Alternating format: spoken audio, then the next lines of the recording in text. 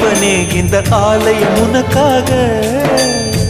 வானில் ஒரு புயல் மழை வந்தால் அழகே என்னை எங்கனம் காப்பாய். கண்ணே உன்னை என் கண்ணில் வைத்து இமைகள் எனும் கதவுகள் அடைப்பேன். சத்தியமாகுமா? நான் சத்தியம் செய்யவா? தொடு தொடுவெனவே வானவில் என்னை தூரத்தில் அழைக்கின்ற நேரம்.